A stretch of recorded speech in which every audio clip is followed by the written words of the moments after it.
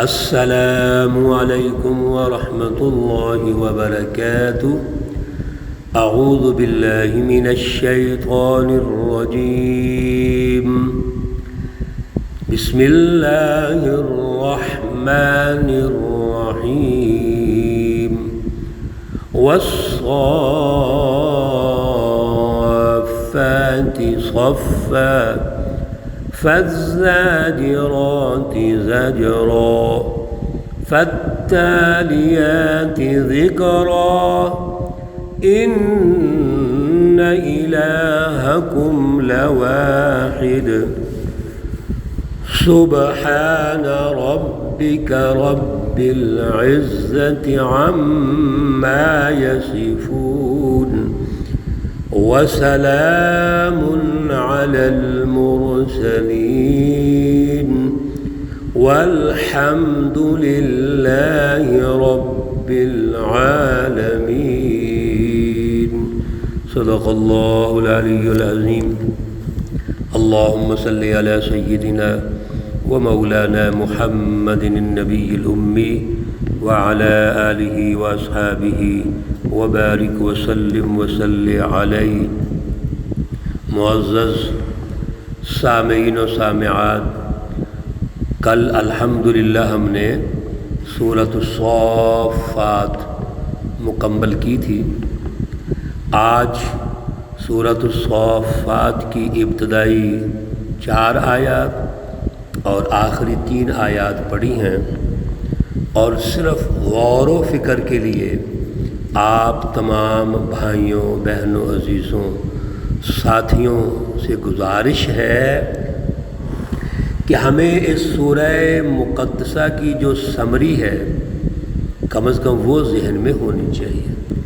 سب سے پہلے بات جو عرض کی گئی تھی والصافات صفا، یہاں پر اللہ رب العزت کی جو رہنمائی ہے یہ ایک فطرت کا لازمی تقاضا ہے کہ کامیاب کوئی بھی سوسائٹی وہ ہوتی ہے جو مل کر اجتماعی بنیادوں پر آگے بڑھتی ہے۔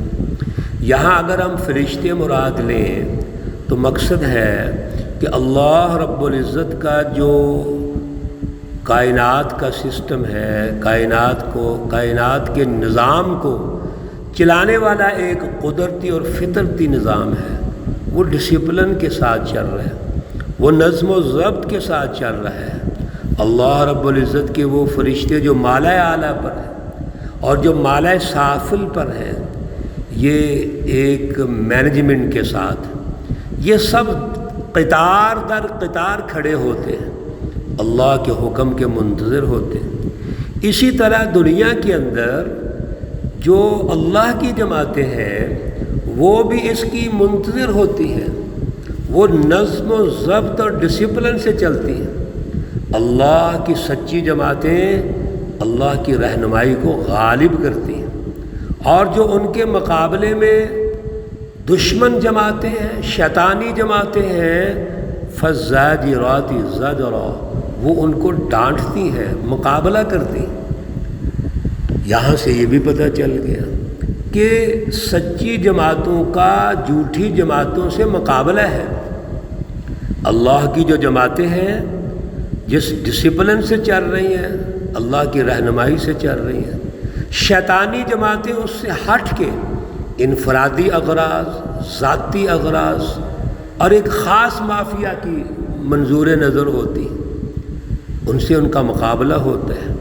اور پھر فالتالیات ذکرا، وہ اللہ کی سچی جماعتیں اللہ کا ذکر کرتی ہیں، وہ اعلیٰ اللہ سے تعلق رکھتی ہیں، اللہ سے اتنا ان کا گہرا تعلق اور جوڑ ربط ہوتا ہے کہ وہ اللہ سے رہنمائی لے کے سب کچھ اللہ کی رضا کے لیے کرتی ہیں۔ کیوں؟ ان الہکم لواحد، بے شک تمہارا معبود ایک ہے، اور رب السماوات والارض وما بینہما ورب المشارق، اللہ آسمانوں کا رب، زمین کا رب اور جو کچھ اس کے درمیان ہے۔ اور پھر اس رکوع میں اللہ رب العزت نے آسمان کی جو تزئین ہے، اس کی خوبصورتی ہے، رونق ہے کواکب کے ساتھ، اس کا ذکر فرما کر اللہ کا جو سسٹم ہے مالا اعلیٰ سے لے کے مالا سافل تک، وہ سارا ذکر فرمایا، ارشاد فرمایا تھا۔ اور یہاں یہ بھی ارشاد فرما دیا کہ جب کوئی بھی شیطان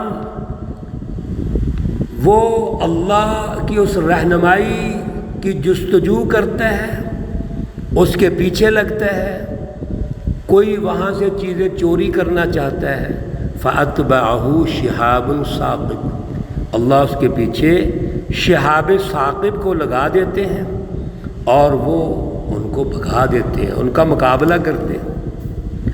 اللہ رب العزت نے باقاعدہ تجزیہ ارشاد فرما دیا کہ ایک وہ جماعتیں ہیں جو اللہ کی ہیں، وہ سچی رہنمائی کو غالب کرتی ہیں، اللہ نے اس کے لیے اعلیٰ مقام رکھا ہے جنت، اور ایک وہ جماعتیں ہیں جو جھوٹی ہیں، ان جماعتوں کا مقصد صرف اور صرف ذاتی مقصد ہے، ذاتی اغراض ہیں، وہ ظلم کا نظام قائم کر کے سوسائٹی کو تباہ کر دیتی ہیں، اور ان کا جو انجام ہے وہ جہنم ہے، اور یہ یوم الدین یہ آ کے رہنا ہے، ھذا یوم الفصل الذی کنتم بہ تکذبون، یہ ہر صورت میں آ کے رہے گا، اور اللہ رب العزت جو سچی جماعتیں ہیں ان کا استقبال کریں گے،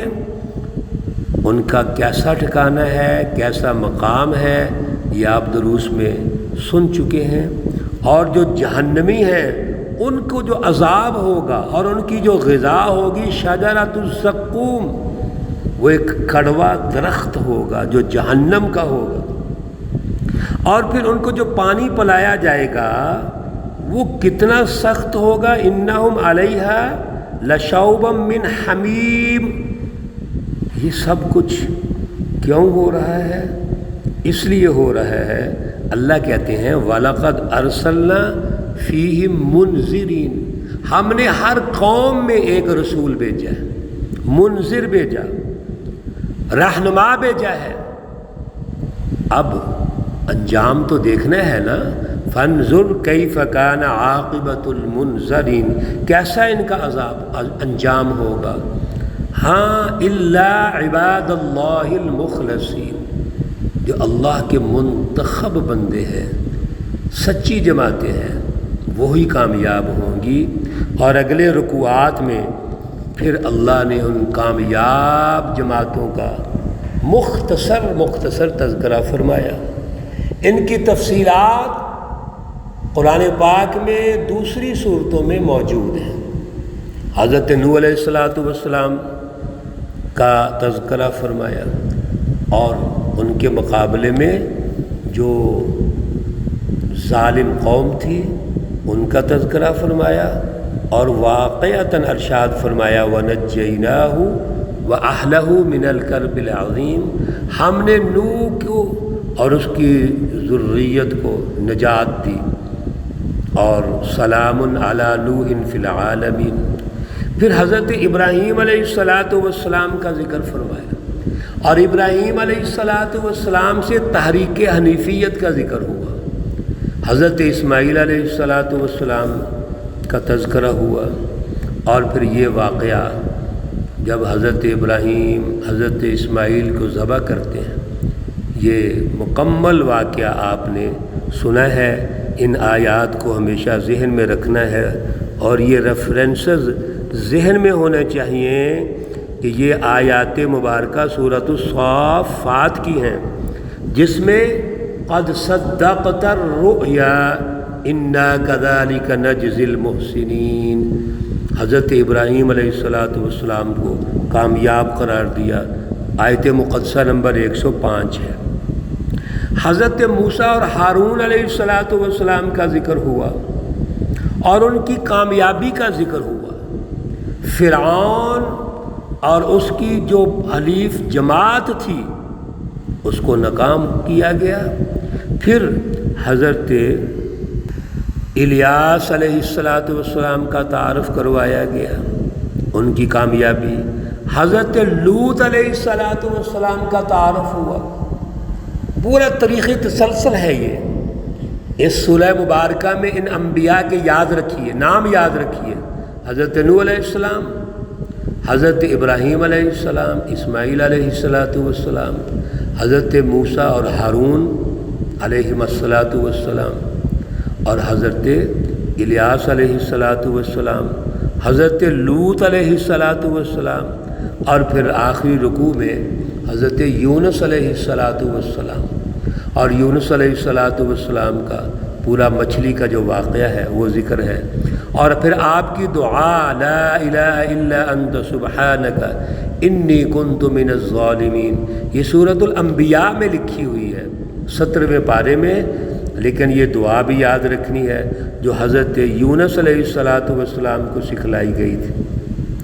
اور پھر آخر میں مکہ المکرمہ کی جو مشرکین ہیں ان کا تحلیل و تجزیہ ہے کہ وہ اللہ رب العزت کے ساتھ شرک کرتے ہیں، فرشتوں کو اللہ کی بیٹیاں قرار دیتے ہیں۔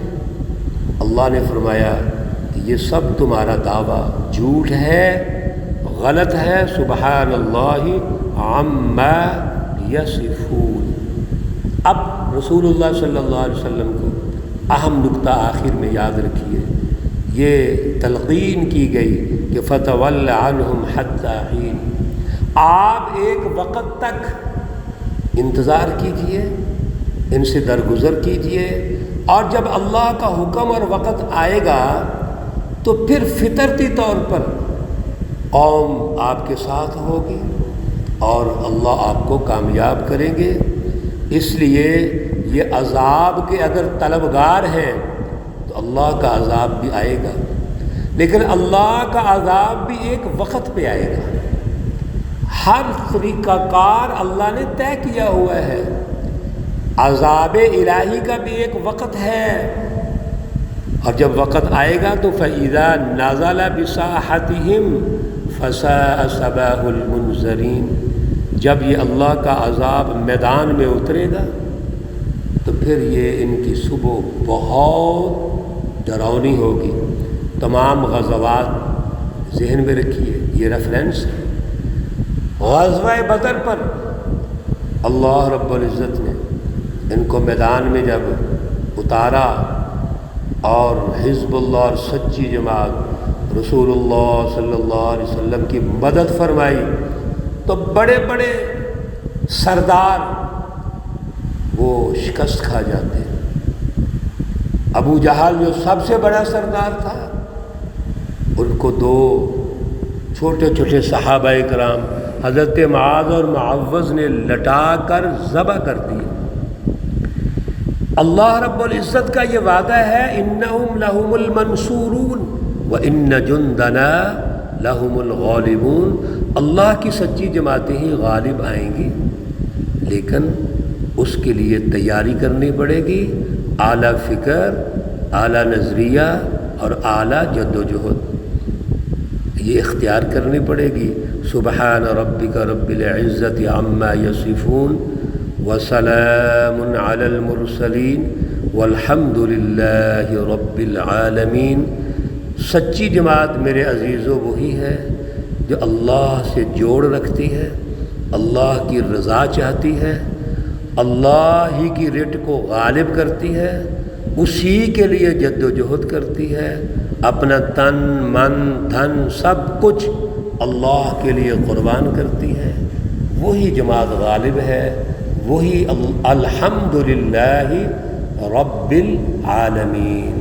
ہر قسم کی تعریف اسی ذات اقدس کے لیے ہے۔ اللہ رب العزت اس سورہ مقدسہ کا شعور ہمیں عطا فرمائے۔